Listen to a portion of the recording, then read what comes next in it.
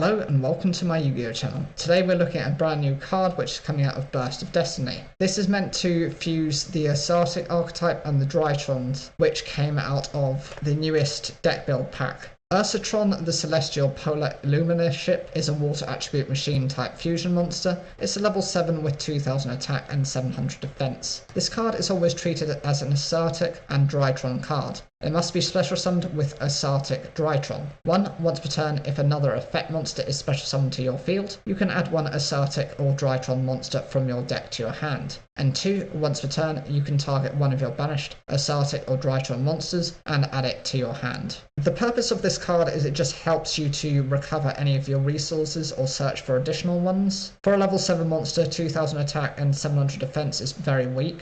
But for its effects, to be able to search out for anything if you just special summon into your field, or be able to recover anything is quite decent. I just don't think it's a monster that's going to last on the field for too long. And Ursarctic Drytron is a normal spell card with the effect. You can only use this card's name's second effect once per turn. 1, banish one Ursarctic but Big Dipper and one Drytron Fafnir from your hand and or field. And if you do, special summon one Ursarctic, the Celestial Polar Illuminer ship, from your extra deck. If you control Ursarctic Polari or Drytron Alpha Tuban, you could banish one of the above cards from your deck instead. And 2, if you tribute a monster to activate an Ursarctic or Drytron monster's effect, you can banish this card from your graveyard instead. The first effect just helps you to fusion summon the card. That's a decent enough effect, and actually if you have either Polari or Alpha Tuban, you're able to just banish that card instead, and it happens to come from your deck, so you're not using resources you already have. Secondary ability means that if you're using one of your Ursarctic or Drytron monsters' effects, then you can actually use this as the cost instead. It's a decent effect, but there are other ritual cards which also do this, so it's not the new standard. It's actually